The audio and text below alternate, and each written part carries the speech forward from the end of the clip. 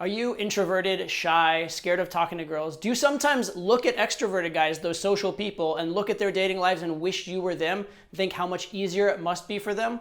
Well, I have a bit of a wake-up call for you. I've been a dating coach for over 20 years, and I am not just an introvert, but actually an extreme introvert.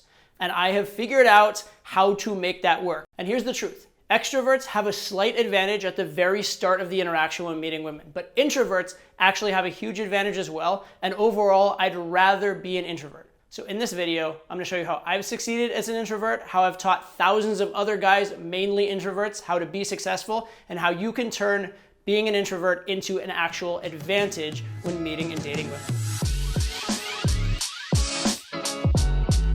In this video, I'm going to teach you a very practical method to succeed with women as an introvert, but the first piece of advice I want to give you, ironically, is this. Stop thinking of yourself as an introvert. That label probably is not helping you. Most guys I know who identify as introverts use this as an excuse in various ways. Oh, I don't want to talk to that big group of people, I'm an introvert. Or I don't want to go out to the bar, I'm an introvert. Or I'd rather just sit here by myself, I'm an introvert. Or worse yet, any of the previous things I said, but instead of I don't want to, I can't, which is what a lot of introverts think. Let's talk briefly about what being an introvert actually is. It's not about what you can and can't do. It's about a preference and it's about your energy. Technically, the difference between an introvert and extrovert is this. An extrovert tends to gain energy from social interactions with multiple people, whereas an introvert tends to consider that like draining of their energy. So it doesn't mean you can't talk to a group of people. It doesn't mean you can't be charismatic. It doesn't mean you can't start and carry a conversation. It just means it's a little more effort for you. So quite frankly, calling yourself an introvert and using that as an excuse, what is it? It's lazy. It's a desire to not expend energy. It's a lack of effort. A minute ago, when I gave the definition of introvert and extrovert, I talked about social interactions involving multiple people. If it's a social interaction involving just one person, especially one person in sort of a quiet setting, that's very different. Introverts actually tend to enjoy and derive energy from those interactions actually more than extroverts do. So as an introvert, this should suggest a clear strategy for you. You should steer your interactions towards one-on-one interactions and quieter settings. And strategically, this is actually just good game because it's much easier to make a connection in a one-on-one setting than in a group setting. Conversation within a group can only go so deep between two people. It can only get so sexual without it being potentially embarrassing or socially compromising for the girl. So overall, introvert or extrovert, most of the time in game, you would like it to be a one-on-one conversation between you and the girl in an environment where you can actually hear each other and you can actually build a connection. And guess what? As an introvert, you're probably actually better at that. But in a practical sense, how do we end up in more of these type of conversations? Well, one tip would be do day game.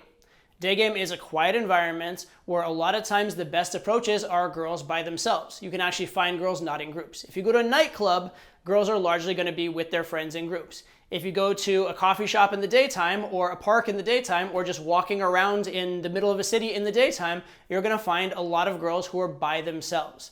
Therefore, you can go directly to that one-on-one conversation. Also in day game, the environment is already quiet.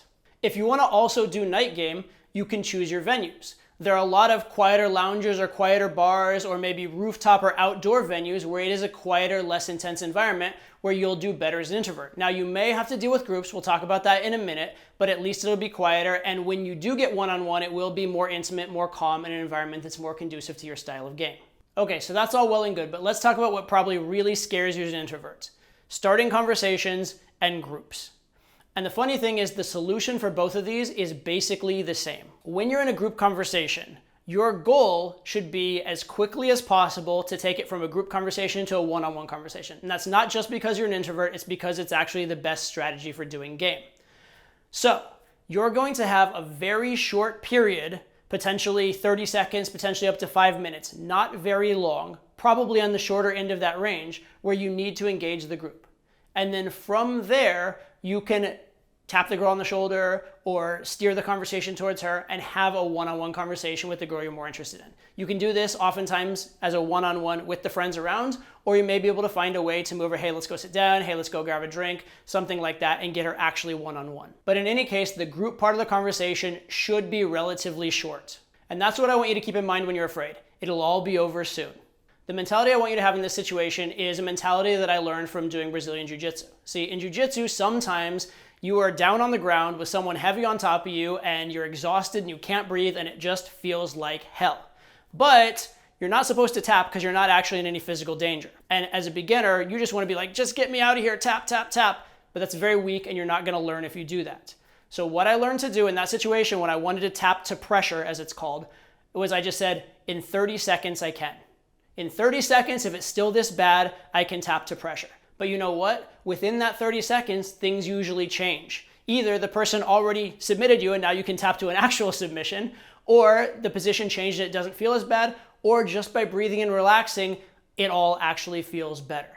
And you can survive anything for 30 seconds or even a few minutes. That's what I want you to have in mind when you do that group approach. It will be a very short thing. It will be 30 seconds to a few minutes and then you'll be done with it and you can have a great one-on-one conversation with a girl you like for the rest of the night. Or it'll be over and you can be done with it. With that in mind, let me give you my number one piece of advice for introverts when it comes to opening groups and opening in general. As an introvert, our instinct, remember, I'm an introvert as well, the instinct is to try and conserve energy socially. So when you open, you oftentimes probably open low energy, and that is a huge mistake. Think of it this way. Whenever you are in a conversation, there's sort of a threshold of energy necessary to keep the conversation going. Let's call that a 7 out of 10. If you go in at a 7 out of 10 energy, that's great, you'll keep the conversation going, but just barely, which means you have to keep putting in 7 out of 10 and putting in 7 out of 10. You have to keep working throughout the entire interaction. If instead you put in 10 out of 10 energy for just that first 30 seconds, you're gonna have not just a barely sustained conversation, but an actually good conversation. And in a good conversation, the other person will accept the reins and assume the burden of the conversation a bit. They may start giggling and flirting. They may start asking you questions. If the conversation goes silent, they will often fill in that gap and keep it going for you. So as introverts, because we're trying to save social energy, we actually usually go in at that 7 out of 10 level, and then we have to work and work and work, and the conversation feels like a burden. If we could just man up at the start of the conversation, if instead of going 7 out of 10, we could go 10 out of 10 and make it really good, we only have to do that work for, again, that 30 seconds to a couple minutes. If we can just take a deep breath and bear that, it will all be good. One side note on this, if even 30 seconds terrifies you, you can certainly build up to it. You can start up by just going up and saying hi and then you're free to leave, hi and introduce yourself and you're free to leave, hi, give a compliment and introduce yourself and then you're free to leave. That advice is actually not specific to introverts. It's for anyone with approach anxiety, but introverts do tend to have a bit more approach anxiety, so take that with my compliments. So most of this advice is designed to get you through that initial stage of the conversation into a one-on-one conversation. Once you're there, embrace your introversion. Take your time, get personal, connect, get intimate, all the things you wanted to do. When you saw that beautiful girl and you're like, I would really like to get to know her. I would really like to connect with her. Now is your chance. Take that opportunity and realize this is the part of the game where you actually have a huge advantage relative to the extroverts. Extroverts tend to get bored or distracted or just they don't connect as well during this part of the game. So this is where you actually have an advantage as an introvert. Final point on introversion versus extroversion, and this actually goes back to why you should not identify strongly as an introvert. Over time, introversion and extroversion can change to some degree. When I was young and beginning in game, I was an absolutely extreme introvert when I would test. I would come up as very, very far over on the introvert scale. As I've done game for 20 years, that has shifted. I still am slightly introverted, but I would fall on the scale almost right in the middle now. And this is because our behavior is shaped by our life experiences. Humans are very smart, we're capable of learning.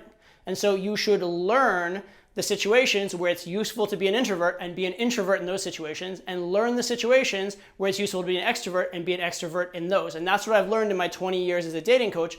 I've learned how to be an extrovert for the first 30 seconds to 5 minutes of the conversation and then be an introvert for the rest. So that way I have the best of both worlds. And that's what you should eventually aspire to.